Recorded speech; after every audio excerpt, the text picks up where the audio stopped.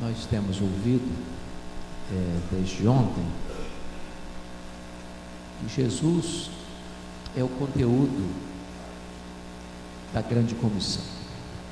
Nós não temos outro assunto, outro tema, outra mensagem a não ser esta: pregar a Cristo. A grande pergunta talvez hoje é: que Cristo? Que Jesus? Se você olha no universo muçulmano, com mais de 1 bilhão de adeptos, eles falam em Jesus. Se você vai para o universo espiritualista, o kardecismo, eles também falam em Jesus. Se você vai para o candomblé, para a Umbanda, eles também falam em Jesus. Se você olha o universo romano, também eles falam em Jesus. Se você olha para o universo filosófico, também Jesus é um tema importante. E é muito importante e decisivo até pensar que tipo de Cristo está sendo proclamado. O Evangelho de João, no capítulo 20, verso 30 e 31, João faz o seguinte registro: na verdade, fez Jesus diante dos discípulos muitos outros sinais que não estão escritos neste livro. Estes, porém, foram registrados para que creiais que Jesus é o Cristo, Filho de Deus, e para que, crendo, tenhais vida em seu nome. Então, este Cristo, que traz salvação, é o núcleo, a essência, o conteúdo da nossa pregação, da evangelização. Então, eu quero hoje repartir com vocês o que está em João, capítulo 1, para nós compreendermos quem é esse Cristo que nós anunciamos, que é o conteúdo da grande comissão, que é a mensagem que nós proclamamos. Mas antes da leitura de João capítulo 1, versos 1 a 14, é importante entender que João, o Evangelho segundo João, é a obra literária mais importante do mundo. Nenhum livro, isoladamente, já foi tão publicado, já foi tão traduzido para outros idiomas e largamente distribuído como o Evangelho de João. Já passam de 2 bilhões de exemplares nas mais diversas línguas. Nenhuma obra se aproxima disso. O Evangelho de João foi escrito no final do 1º século, quando os evangelhos sinóticos, Mateus, Marcos e Lucas, já circulavam na igreja cristã por mais de 20 anos. O Evangelho de João foi escrito quando os demais apóstolos já estavam mortos, e todos eles mortos pelo viés do martírio. João escreve este Evangelho, muito provavelmente em Éfeso, como já ouvimos aqui, onde era pastor, para defender a fé cristã de um terrível ataque, de uma heresia perniciosa, que quase mina a igreja cristã nos 3 primeiros séculos, uma heresia chamada de gnosticismo, que foi uma espécie de concubinato entre a fé judaica e a filosofia grega. E vocês bem sabem que desde que Alexandre o Grande dominou o mundo, é que ele espalhou a cultura grega, e o pensamento grego dominou o mundo. Roma conquistou o mundo politicamente, mas Roma não conquistou o mundo das ideias. O Império Grego continuou disseminando as suas ideias, seus pensamentos. E vocês todos sabem que o pensamento grego passava por aquilo que nós chamamos de dualismo: matéria essencialmente má espírito essencialmente bom. Diante disso, os gregos negavam 3 doutrinas básicas do cristianismo: a criação, a encarnação e a ressurreição. Sendo assim, os gregos não podiam, por esse viés filosófico, crer que Jesus de fato era Deus, porque se ele tinha um corpo, e tinha, e o corpo é físico, material, tangível, material é matéria, então se a matéria é essencialmente má, ele não podia ser essencialmente bom. Então eles negavam a divindade de Cristo. Nós fechamos o final do primeiro século com este pensamento entrando nas igrejas, atingindo as igrejas, e aí de repente criaram um outro Cristo, que não o Cristo verdadeiro, um Cristo pelo viés da filosofia. E João escreve este evangelho para defender esta verdade magna do cristianismo, que Jesus Cristo é verdadeiramente Deus e ao mesmo tempo verdadeiramente homem. Notem vocês que João escreve com outro propósito que os demais evangelistas. Se os outros evangelistas escrevem para revelar a biografia de Jesus, seu nascimento, seu ministério, seus milagres, seus ensinos, sua morte, sua ressurreição, sua ascensão, João escreve este evangelho para defender uma tese. Que tese? Jesus Cristo é verdadeiramente Deus. E no prólogo deste evangelho, capítulo 1, versos 1 a 14, João vai abrir as cortinas da eternidade e nos revelar quem é Jesus, o conteúdo da mensagem missionária, o conteúdo da grande comissão, o conteúdo da evangelização. Ele começa então acendendo as luzes do palco e mostrando para nós quem é Jesus. E ele diz assim: no princípio era o Verbo, e o Verbo estava com Deus, e o Verbo era Deus. Ele estava no princípio com Deus. Todas as coisas foram feitas por intermédio dele, e sem ele nada do que foi feito se fez. A vida estava nele, e a vida era a luz dos homens. A luz resplandece nas trevas, e as trevas não prevaleceram contra ela. Houve um homem enviado por Deus, cujo nome era João. Este veio como testemunha para testificar a respeito da luz, a fim de todos virem a crer por intermédio dele.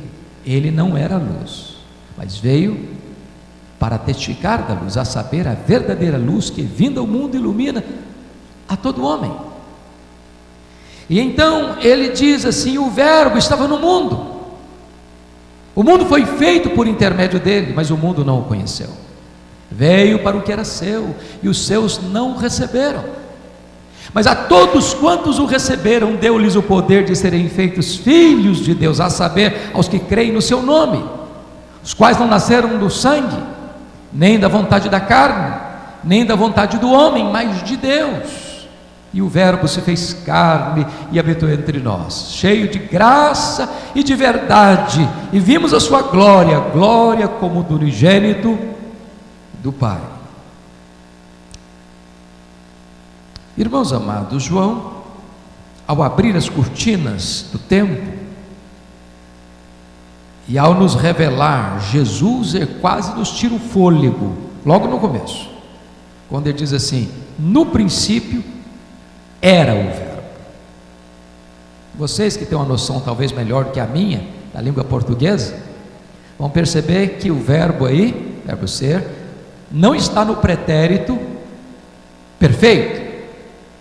Ele não diz no princípio foi o verbo, mas está no pretérito imperfeito. No princípio era o verbo. Isso significa que quando tudo teve um princípio, quando tudo começou, o verbo já existia. Isso nos remete a Gênesis 1:1, no princípio criou Deus os céus e a terra. Os céus e a terra tiveram um começo, uma gênese.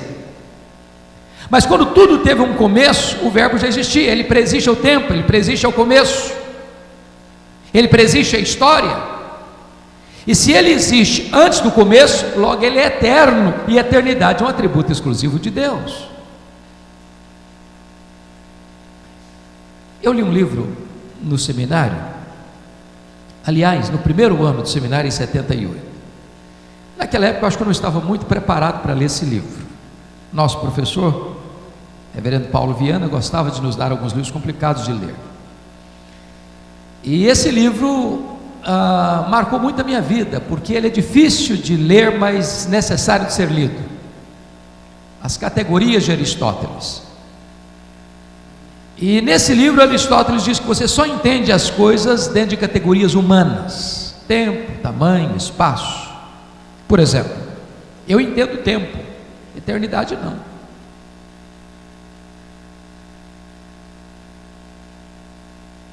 Se eu perguntar para você assim: se você tirar um dia de 1 milhão de anos, você não tem mais 1 milhão de anos, certo? Óbvio.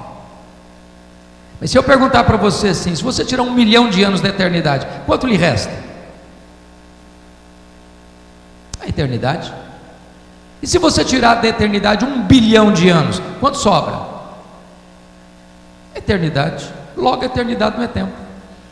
Logo, você e eu não entendemos bem o que é eternidade. Sabe por quê? Porque a eternidade é um atributo exclusivo de Deus. No princípio era o verbo é eterno. E João diz que o verbo estava com Deus. Essa expressão estava com, pros ton theon, na língua original, significa face a face com. Se Deus é uma pessoa e Deus é, e se o verbo estava face a face com Deus, logo os gregos estavam errados, achando que o verbo era um ser impessoal. Não, o verbo é um ser pessoal, porque ele está face a face com um ser pessoal, ele é da mesma essência, tem os mesmos atributos. Nas palavras do credo niceno, ele é Deus de Deus, luz de luz, coigual, coeterno e consubstancial com o Pai. Mas João avança e diz o seguinte: e o verbo era Deus. Não ser inferior a Deus, como pensava Ário de Alexandria, não ser apenas superior aos anjos, mas um ser da mesma substância, da mesma essência, tendo os mesmos atributos, realizando as mesmas obras. E aí eu preciso concordar com o pensador irlandês C.S. Lewis, quando ele diz que com respeito a Jesus você só tem 3 opções: ou ele é um mentiroso, ou ele é um louco, ou ele é Deus. Porque se ele não é quem ele disse ser, ele é um mentiroso. Se ele não é quem ele pensou ser, ele é um louco. Mas se ele é quem ele disse ser, então ele é Deus. E foi ele quem disse: quem me vê a mim, vê o Pai, porque eu e o Pai somos um. E João avança e diz: ele estava no princípio com Deus. Que princípio? No princípio criou Deus os céus e a terra. O verbo estava lá, o nosso glorioso Redentor estava lá, quando todas as coisas foram criadas. Mas ele não estava lá passivamente, ele estava lá ativamente, porque o verso 3 diz: e todas as coisas foram feitas por intermédio dele, e sem ele nada do que foi feito se fez. Meus irmãos, isso é algo grandioso, sublime, magnífico, extraordinário. E esta afirmação do verso 3 nos leva a 4 conclusões seguras. Primeiro, a matéria não é eterna como pensavam os gregos. A matéria foi criada. Este mundo é feito de matéria e energia. Matéria e energia não criam a si mesmas. Esse mundo é governado por leis. Leis não criam a si mesmas. Logo, alguém fora da matéria, independente da matéria, criou a matéria e estabeleceu leis para governar este mundo que foi criado. E tudo isso foi feito pelo nosso glorioso Redentor. Segundo, este mundo não é resultado de uma geração espontânea. Essa teoria da geração espontânea não está calçada com a verdade. O mundo, me perdoem a expressão, não pariu a si mesmo. O mundo não deu à luz a si mesmo. O mundo foi criado, e criado pelo nosso glorioso Redentor. Terceiro, o mundo não é resultado de uma mega explosão cósmica. a chamada teoria do Big Bang não tem fundamentação na verdade, porque o caos não produz o cosmos, porque a desordem não produz a ordem. Seria mais fácil eu jogar 1 bilhão de letras para o espaço e elas caírem com uma grande enciclopédia do que eu acreditar que uma mega explosão produzisse esse universo com leis tão precisas, com movimentos tão harmônicos. Na verdade, é preciso ter mais fé para ser um ateu que para ser um crente. Por exemplo, pense comigo. O nosso planeta está rigorosamente no lugar onde devia estar. Fruto do acaso? Uma explosão nos deixou aqui? Se nós estivéssemos mais perto do Sol, morreríamos queimados. Se nós estivéssemos mais longe do Sol, morreríamos congelados. Não foi uma explosão que nos deixou aqui, foram as mãos do nosso glorioso Redentor. Pense comigo na Lua. A Lua é a faxineira do planeta Terra. Não houver a Lua, não haveria vida no nosso planeta.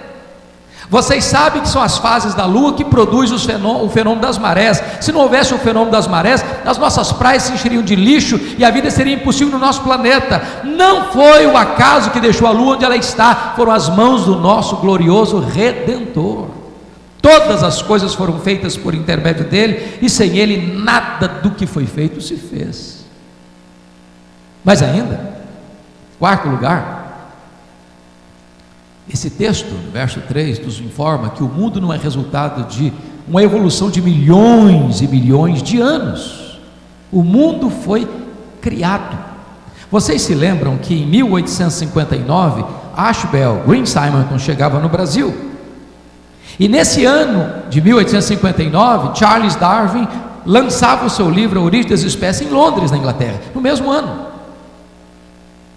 Curiosamente, quando Darwin lançava essa obra em Londres, esgotou a primeira edição no dia do lançamento. E de lá para cá, essa chamada teoria da evolução tem sido ensinada em escolas e universidades como uma verdade científica. Falta-lhe, entretanto, a evidência das provas. Mas hoje, irmãos, curiosamente, tendenciosamente, perigosamente, há um esforço para fazer um casamento espúrio entre o darwinismo e o cristianismo, com a chamada evolução teísta. O que é evolução teísta? É o ensinamento que já hoje é ensinado em muitos seminários chamados protestantes, mundo afora, é que Deus criou, sim, é verdade, mas Deus criou pelo processo da evolução. O grande problema de você aceitar essa ideia é que você precisa se dirigir a Gênesis 1 e 2 como um texto metafórico. Aí então, se é metafórico, Adão e Eva não existiram. Se Adão e Eva não existiram, então não houve queda. Bom, mas se não houve queda, então não precisa de redenção. Se o primeiro Adão é um mito, então o segundo Adão também deve sê-lo. O grande problema é que esta verdade que o nosso glorioso Redentor criou todas as coisas, não é uma verdade relatada apenas em Gênesis 1:1, está em todos os livros da lei, está presente nos livros históricos, nos livros poéticos, nos livros proféticos, nos evangelhos, em Atos dos Apóstolos, nas epístolas e no livro de Apocalipse. Eu teria que desconstruir toda a verdade bíblica para negar o fato de que a criação é um fato histórico. No princípio criou Deus os céus e a terra, e todas as coisas foram feitas por intermédio dele, e sem ele nada do que foi feito se fez. Então seja Deus verdadeiro e mentiroso todo homem. Mas, amados, entender a grandeza daquele a quem proclamamos, a quem anunciamos, é muito importante.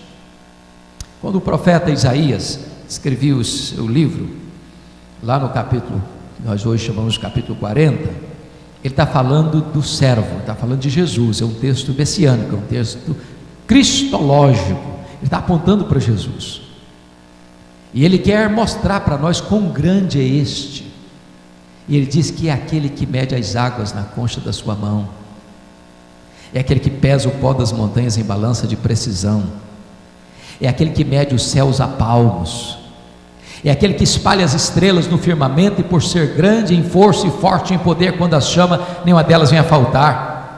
É aquele que olha para as grandes potências econômicas e militares do mundo e considera todas essas nações como um pingo que cai de um balde, como um pó numa balança de precisão, como um vácuo, como nada, como menos do que nada. Nós que estamos aí um pouco apavorados com a questão da realidade política tão conturbada no Brasil, nós precisamos entender que todas as nações da terra, para este nosso glorioso Redentor, não passa de um pó numa balança de precisão. Ele é Deus, Ele é soberano, Ele está sentado no alto sublime trono, Ele dirige as nações, Ele é o Senhor do universo.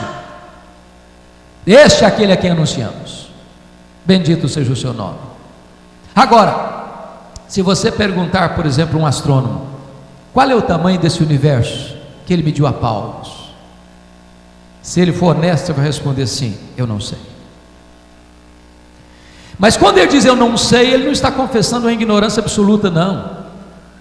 É que nenhum homem jamais pode afirmar qual é o último limite do universo, porque é só matéria em estudo ainda. Mas eu posso lhes garantir que o universo tem um limite, porque ilimitado só Deus o é. Entretanto, o que já se sabe hoje é que o nosso universo tem mais de 93 bilhões de anos-luz de diâmetro. Isso significa que se nós voássemos a velocidade da luz 300 mil km por segundo, nessa velocidade nós demoraríamos mais de 93 bilhões de anos para ir de um extremo ao outro universo. Não há um centímetro desse universo onde Jesus não pode dizer: isso aqui é meu, eu criei isso aqui, sou dono disso aqui, sou Senhor sobre isso aqui. Este é o seu glorioso Redentor. Se você perguntar para um astrônomo quantas estrelas existem, ele vai dizer: eu não sei. Mas o que eles já sabem é que há mais estrelas no firmamento que todos os grãos de areia de todas as praias e desertos do nosso planeta, pois este é o seu glorioso Redentor. O que eu acho maravilhoso é que do século XX para cá, a ciência já não está mais pasma com o macro-universo, ela já está espantada com o micro-universo. Se você conseguir pegar uma folha no seu quintal, ou na sua jardineira, na varanda do seu apartamento, aquela folha tenra e delgada é muito mais complexa que a cidade de Vitória. Se você pega uma gema de ovo e quebrá-la numa frigideira, aquela gema é muito mais complexa do que qualquer máquina que o homem jamais inventou. Dr. John Wilson, catedrático de Harvard, uma das maiores autoridades em oftalmologia no mundo, diz que você e eu temos mais de 2 milhões de fios duplos encapados em cada um dos nossos olhos, e se não for assim, haveria um curto-circuito e nós ficaríamos cegos. Dr. Marshall Nirenberg, prêmio Nobel de Biologia, fez uma das mais lindas e fantásticas descobertas no século passado. Ele descobriu que você e eu somos um ser programado geneticamente, computadorizadamente programados. Ele descobriu que nós temos mais de 60 trilhões de células vivas no nosso corpo. Ele descobriu que em cada célula tem mais de 1,70 m de fita DNA, onde estão gravados e computadorizados todos os nossos dados genéticos, a cor dos nossos olhos, a cor da nossa pele, o nosso temperamento. Se você espichar a fita DNA do seu corpo, você tem 102 trilhões de metros de fita DNA, você tem 102 bilhões de quilômetros de fita DNA no seu corpo, que dá para dar diversas voltas no sistema planetário. O Dr. Lowy vai dizer que códigos de vida não se originam espontaneamente, não se originam de uma explosão cósmica, não se originam de uma evolução de milhões e milhões de anos. Códigos de vida foram plantados em você pelo Deus Todo-Poderoso, Criador dos céus e da terra, e este é o seu glorioso Redentor, a quem nós proclamamos. Oh, amados, nós precisamos conhecer quão glorioso é o nosso Redentor. E João prossegue para o verso 4 e nos tira o fôlego de novo, quando diz: e a vida estava nele, e a vida era a luz dos homens. O que significa isso? Tudo que existe, irmãos, só tem vida porque recebeu vida dele. Anjos, homens, animais, o mundo vegetal, tudo que tem vida porque recebeu vida dele. Ele é autoexistente. Alguém pergunta, mas quem criou Deus? Resposta: ninguém. Ele não foi criado, ele é o Criador. Alguém pergunta, mas quando ele passou a existir? Ele não passou a existir, ele é o Pai da eternidade. Então preste atenção nisso. Se você veio aqui hoje, se o seu coração está batendo, se você está vivo, é porque Ele preserva a sua vida. Nele vivemos, nos movemos e existimos. Onde Paulo pregou isso? No maior centro acadêmico do mundo da sua época, na terra dos grandes luminares do saber humano, a cidade de Atenas.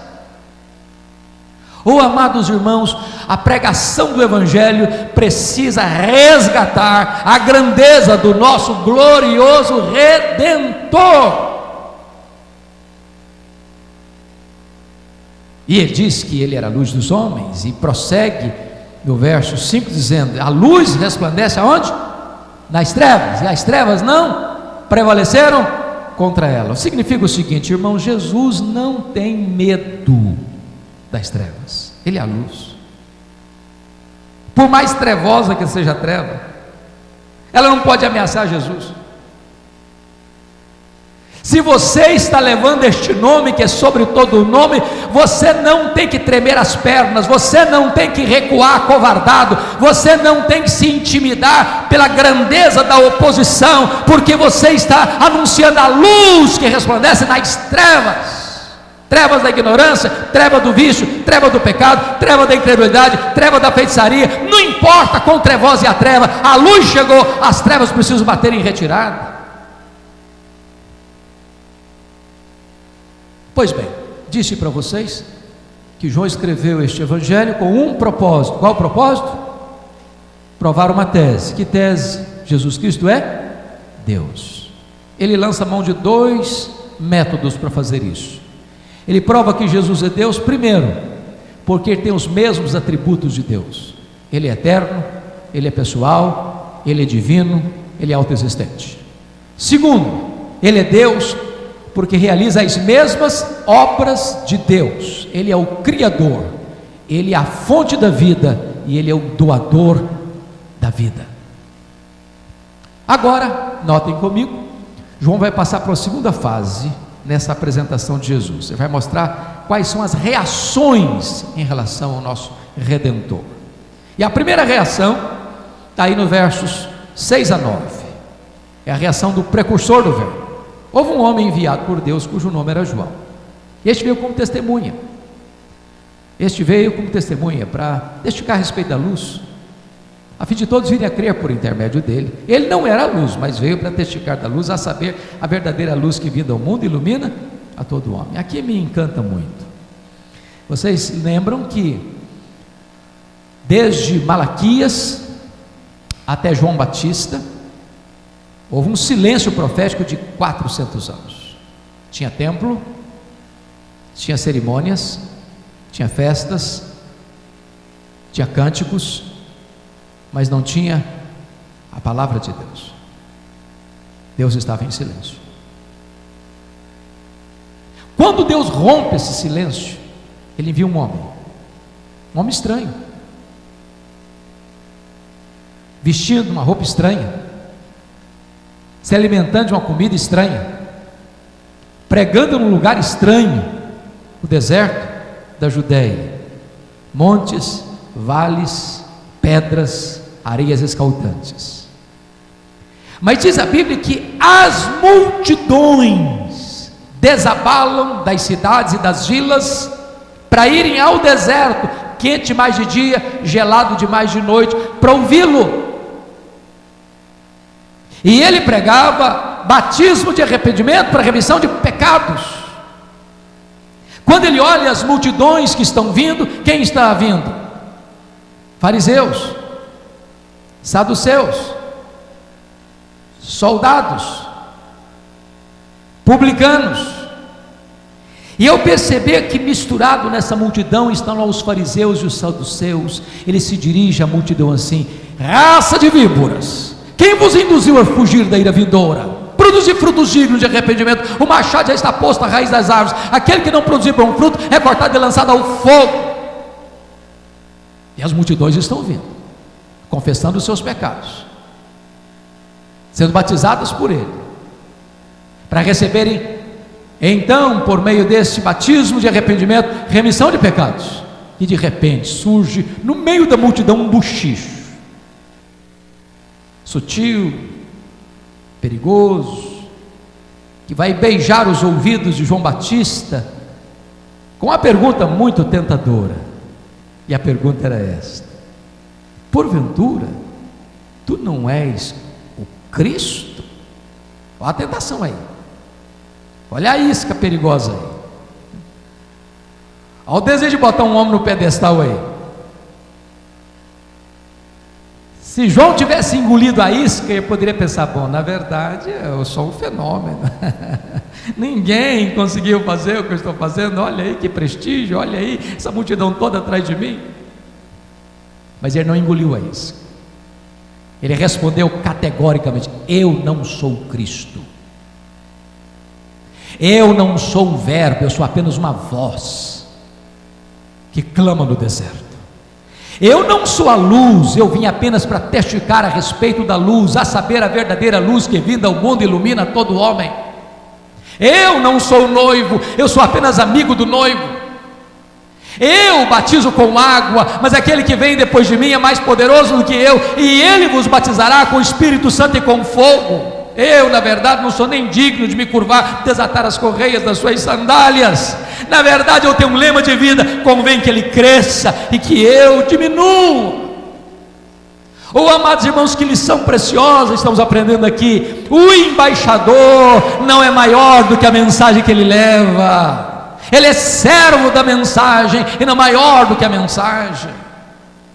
Aquele que leva a palavra não pode querer receber as glórias daquele a quem ele proclama. É Jesus quem recebe a glória. O importante não é o pregador, o importante é a pregação. O importante não é o evangelista, o importante é o evangelho. O pregador encerra a sua carreira e morre, o evangelho prossegue vitoriosa e sobranceiramente. Louvado seja o nome do Senhor. Mas agora João vai nos apresentar uma segunda reação, versos 10 e 11. Notem comigo que ele vai mostrar a rejeição do verbo. Então notem isso, irmãos. Nós vamos pregar a Cristo e vamos receber às vezes uma porta na cara. Nós vamos pregar a Cristo e vamos receber uma rejeição peremptória à proposta da salvação. Não é diferente, nunca foi diferente, não será diferente. E ele prossegue então no verso 10 e diz assim: o verbo estava no mundo, o mundo foi feito por intermédio dele, mas o mundo não o conheceu. Pergunto a vocês, quantas vezes aparece a palavra mundo aí no verso 10? Por favor, olha aí. Quantas vezes? Quantas? 3 vezes. No grego é a mesma palavra, cosmos, cosmos, cosmos. Mas cada vez que ela aparece tem um significado diferente. O verbo estava no mundo. Que mundo? Mundo geográfico. O mundo foi feito por intermédio dele. Que mundo? Mundo físico, material. O mundo não o conheceu. Que mundo? O mundo das pessoas. Então você precisa ler a Bíblia entendendo o significado de uma palavra dentro do seu contexto. Mas agora ele é específico no verso 11: veio para o que era seu e os seus não o receberam. Quem são os seus aí? Quem são os seus aí? Os judeus. E a pergunta é: não receberam por quê? Por falta de luz? Não. Por falta de olhos. Por falta de evidências? Não. Por falta de fé. Porque todo o Velho Testamento foi uma preparação para a chegada do Messias. Tudo apontava para Jesus, tudo, tudo. Desde Gênesis 3,15: da semente da mulher nascerá aquele que esmagará a cabeça da serpente. Os patriarcas falaram dele, os profetas apontaram para ele. Ele foi simbolizado pelo Cordeiro da Páscoa, cujo sangue passado batendo as portas, livrou o povo da morte e trouxe libertação para o povo de Israel. Ele era simbolizado pelas festas, pelos sacrifícios. O sábado era uma sombra dele. Então diz a Bíblia que na plenitude dos tempos ele veio, nascido de mulher, nascido de Samaliei, para ser o nosso Redentor. Andou entre nós, fez as obras de Deus. Os cegos viram, os mudos falaram, os surdos ouviram, os coxos andaram, os leprosos eram purificados, os mortos ressuscitaram. E ele anunciou o Evangelho do reino, mas os seus não o receberam. É curioso, é que até hoje, se você for um dia a Israel, a maior frustração de uma ida a Israel, ainda hoje, é você ver a cegueira espiritual. Eles ainda estão esperando um Messias, que já veio.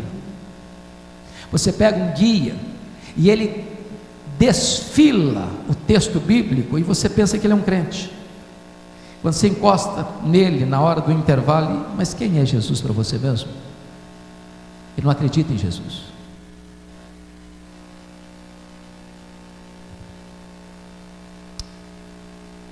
E eu disse ontem, e gostaria de repetir isso hoje, uma das maiores tristezas para mim são as chamadas peregrinações à chamada Terra Santa, onde pastores vão para lá e voltam para o Brasil para judaizarem a igreja. E nós precisaríamos reler a carta aos Hebreus, porque Hebreus é um grito de alerta a esse perigo de voltar para o judaísmo. Vocês sabem que esta carta foi escrita para crentes judeus que, deixando o judaísmo, converteram-se a Cristo e por causa da perseguição estavam voltando para o judaísmo. E o autor aos Hebreus escreve dizendo o seguinte: voltar para o judaísmo é apostasia, voltar para o judaísmo é morte. Isso porque Jesus é melhor do que os profetas, Jesus é melhor do que os anjos, Jesus é melhor do que Moisés, Jesus é melhor do que Arão, Jesus é melhor do que Josué, o sacrifício de Jesus é superior, a nova aliança firmada em seu sangue é superior, e portanto deixar Cristo para voltar para o judaísmo é apostasia. Há pouco tempo, conversando com um pastor aqui da nossa cidade, com mais tempo de ministério que eu, com os cabelos mais brancos do que os meus, perguntei assim para ele: pastor, está tudo bem? Ele me respondeu assim: tudo bem, eu acabo de chegar de Israel. Falei: ah, que bom, como é que foi a viagem? Não, eu só fui lá jejuar debaixo dos céus de Jerusalém, e eu não consegui me conter. Ele disse: pastor, mas que jejum caro, mas qual a diferença de jejuar debaixo dos céus de Jerusalém e jejuar debaixo dos céus de Vitória? Qual a diferença de você orar no sopé do monte e lá no cimo do monte? Qual a diferença de você orar aqui dentro do templo e dentro do seu carro, ou no seu escritório, ou na sua casa? Deus é espírito, e importa que os seus adoradores o adorem em espírito e em verdade. Mas agora, finalmente, João vai nos levar para a terceira reação em relação a Jesus, versos 12 e 13. Agora é a aceitação do verbo. E notem vocês no verso 12 que talvez a adversativa mais importante deste evangelho. Quando você estiver lendo a sua Bíblia, preste atenção nas adversativas: mas, porém, entretanto, todavia, entrementes. Ele está contrastando o que disse com o que vai dizer a partir de agora. Em virtude da rejeição de Israel, negando, não crendo em Jesus, a despeito de toda esta preparação para a chegada de Jesus, está escrito no verso 12: mas a todos quantos o receberam, deu-lhes o poder de serem feitos filhos de Deus, a saber, aos que creem no seu nome, os quais não nasceram do sangue, nem da vontade da carne, nem da vontade do homem, mas de Deus. A grande pergunta é: todos quantos? Todos quem? E a resposta é: todos judeus, todos gentios. Todos crianças, todos adolescentes, todos jovens, todos adultos, todos velhos, todos homens, todas mulheres, todos brancos, todos pardos, todos amarelos, todos negros, todos ricos, todos pobres, todos daqui, todos dali, todos dacolá, não importa onde você vem, não importa para onde você vai, se você recebe a Cristo, você é feito filho de Deus. É óbvio que isso implica que nem todos são filhos de Deus.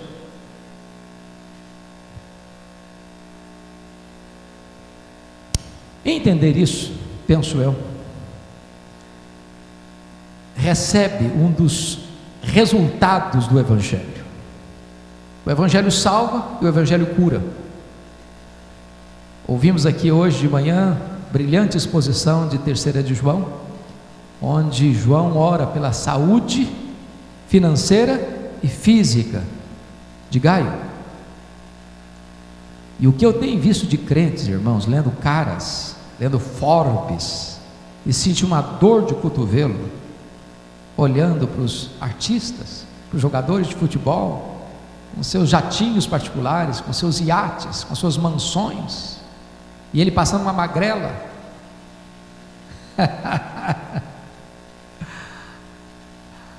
Deixa eu dizer uma coisa para você, amado, se você entendeu o que significa ser filho de Deus, isso é sublime demais.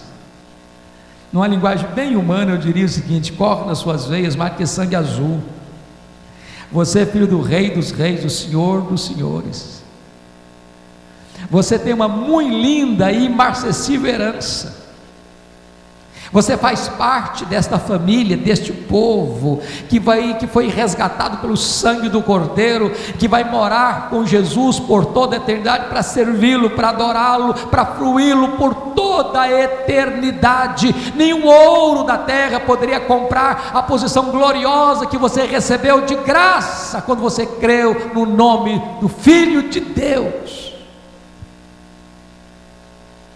Agora João vai explicar isso para nós, para não haver confusão. No verso 13 ele vai explicar bem o que significa ser filho de Deus. Os quais não nasceram do sangue. O que significa isso? Ser filho de Deus não é hereditário.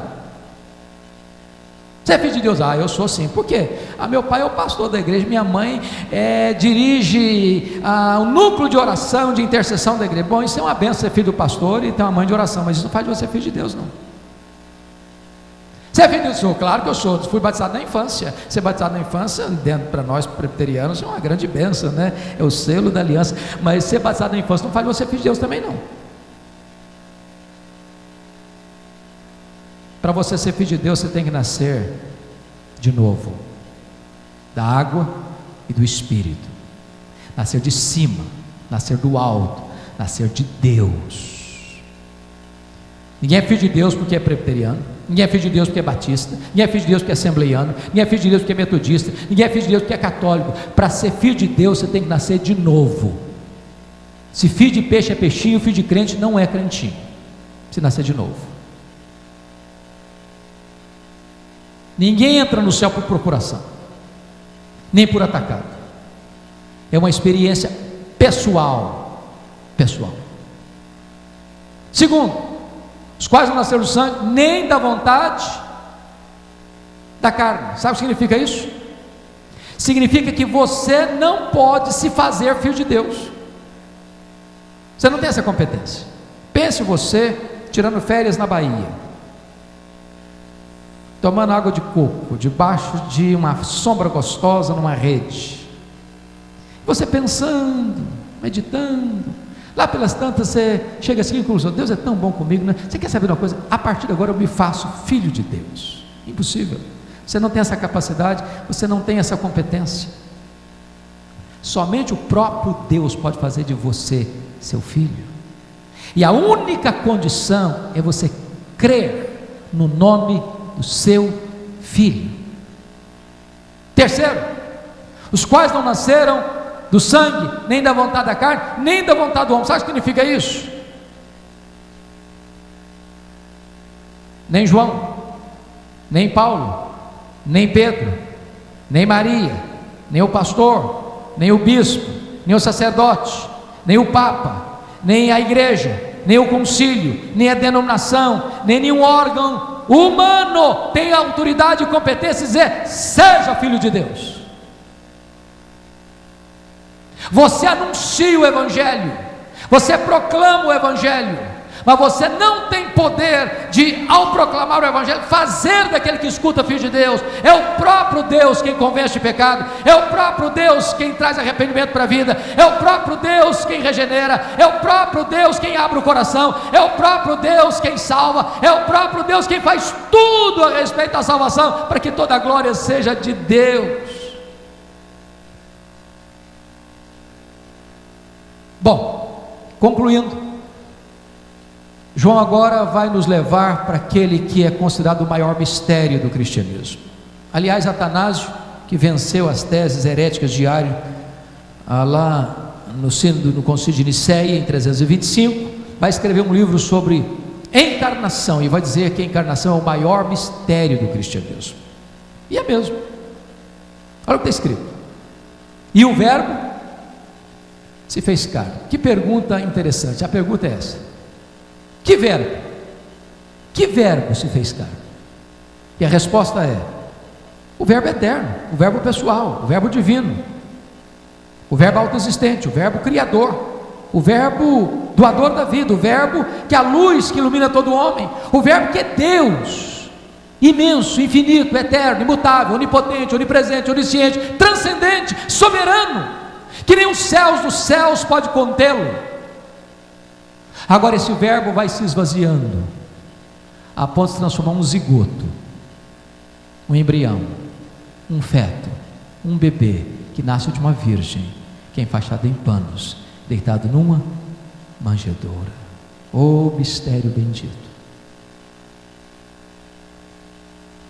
Ele a si mesmo se humilhou, não foi humilhado, ele se humilhou por amor de nós.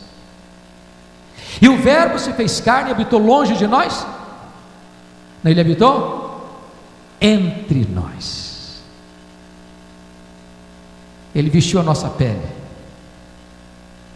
ele pisou o nosso chão, ele comeu o nosso pão, ele bebeu a nossa água, ele sentiu a nossa dor, ele chorou as nossas lágrimas, ele carregou sobre o seu corpo no madeiro os nossos pecados, ele morreu por nós, ele ressuscitou para a nossa justificação. Bendito seja o seu nome. E João diz o seguinte: vimos, habitou entre nós, cheio de quê? Cheio de graça e verdade. Já pensou se Jesus tivesse vindo até nós cheio de juízo e justiça? O que seria de nós?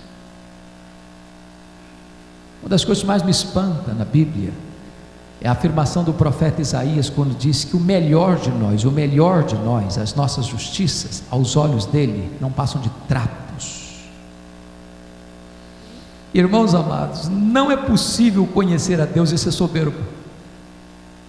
Não é possível você ser confrontado com a santidade de Deus e ser altivo, peito estufado, igual um pavão. Quando você conhece quão grande Deus é, você precisa se curvar.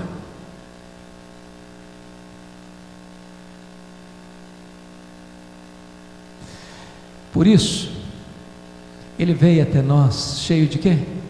De graça.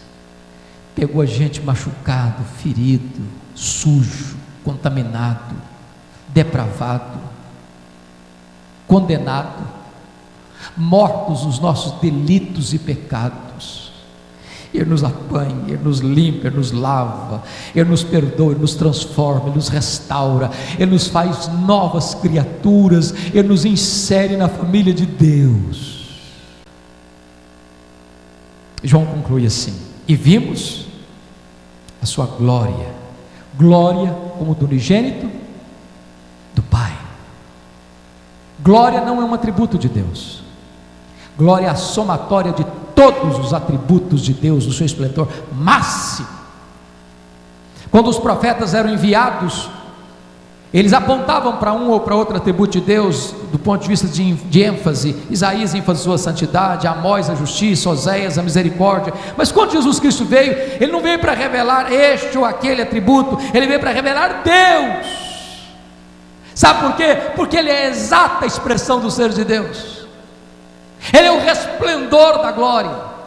Ele é a exegese de Deus. Habitou corporalmente nele toda a plenitude da divindade. Ele diz: quem me vê a mim, vê o Pai.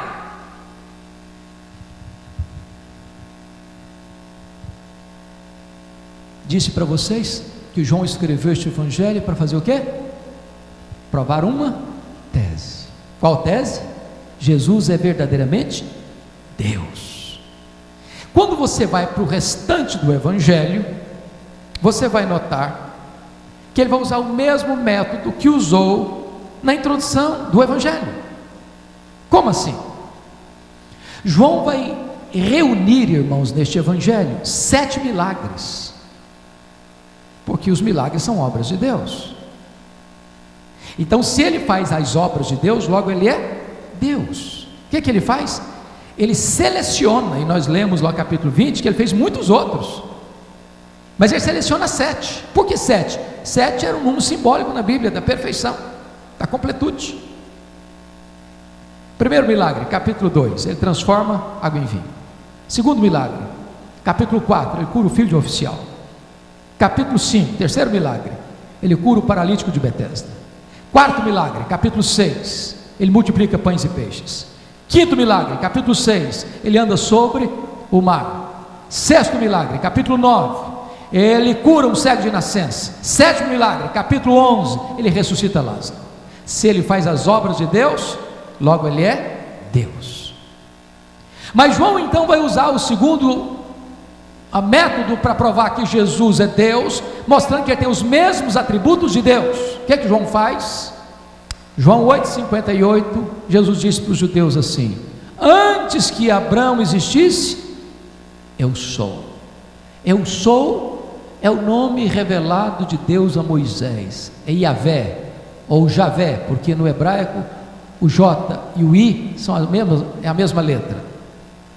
De onde vem a nossa palavra Jeová? Jeová é uma palavra composta, onde você pega as vogais de Yahvé ou Javé e as consoantes de Adonai. Quando você pega as vogais de Yahvé ou Javé com as consoantes de Adonai, você tem a palavra Jeová. Jeová, portanto, do Velho Testamento é Jesus. E ele vai usar 7 declarações: eu sou. Primeira declaração, João 6,35, ele diz: eu sou o pão da vida. Segunda declaração, João 8,12, ele diz: eu sou a luz do mundo. Terceira declaração, João 10,9, ele diz: eu sou a porta, quem entrar por mim será salvo, entrará e sairá e achará pastagens. Quarta declaração, João 10,11, ele diz: eu sou o bom pastor da vida pelas suas ovelhas. Quinta declaração, João 11,25, ele diz: eu sou a ressurreição e a vida. Sexta declaração, João 14,6, ele diz: eu sou o caminho e a verdade e a vida, e ninguém vem ao Pai senão por mim. Sétima declaração, João 15,1, ele diz: eu sou a videira verdadeira e o meu Pai é o agricultor. Se ele tem os mesmos atributos de Deus, logo ele é Deus. Então está provada a tese de João: Jesus é verdadeiramente Deus. Mas antes de fechar, uma coisa me intriga. Dessas 7 declarações de Jesus, uma ele compartilha com a igreja. Por exemplo, ele disse em João 8,12: eu sou a luz do mundo. Mas ele disse também em Mateus 5,14: vós sois a luz do mundo. Em lugar nenhum da Bíblia, Jesus diz assim para a igreja: vós sois o pão da vida, vós sois a porta, vós sois o bom pastor, vós sois a ressurreição e a vida, vós sois o caminho, a verdade e a vida, vós sois a videira verdadeira. Ele nunca disse isso, mas ele disse: eu sou a luz do mundo. E ele disse: vós sois a luz do mundo. Como entender isso? Gostaria de explicar fazendo 2 perguntas. Primeiro, o sol brilha? E a resposta é: sim, o sol brilha. Por que o sol brilha? porque o sol tem luz própria. Jesus brilha porque Ele é o sol da justiça. Ele tem luz própria. Ele é a luz que vinda ao mundo ilumina a todo homem. Segunda pergunta: a lua brilha? Sim, a lua brilha. Como a lua brilha? A lua não tem luz própria. A lua só brilha na medida em que ela reflete a luz do sol. Então preste atenção. A igreja não é luz do mundo na mesma medida que Jesus é luz do mundo. A igreja não tem luz própria. A igreja só brilha na medida em que ela reflete no mundo a luz de Cristo, o sol da justiça, a verdadeira luz que vinda ao mundo ilumina a todo homem. Qual o papel da igreja na obra missionária? Qual o papel da igreja na evangelização? É levar essa luz, é refletir essa luz, a luz que não tem medo das trevas, a luz que chega nos antros mais escuros do pecado, e onde a luz chega, as trevas precisam bater em retirada. Nós precisamos sair das quatro paredes, nós precisamos ir lá fora, onde as trevas estão contaminando o mundo, poluindo o mundo. Nós precisamos ir para as ruas, para os becos, para as praças, para os morros, para os condomínios, para os prédios, para as instituições públicas, para as escolas, para as universidades, para os hospitais. Nós precisamos ir levando esta luz, a luz do sol da justiça.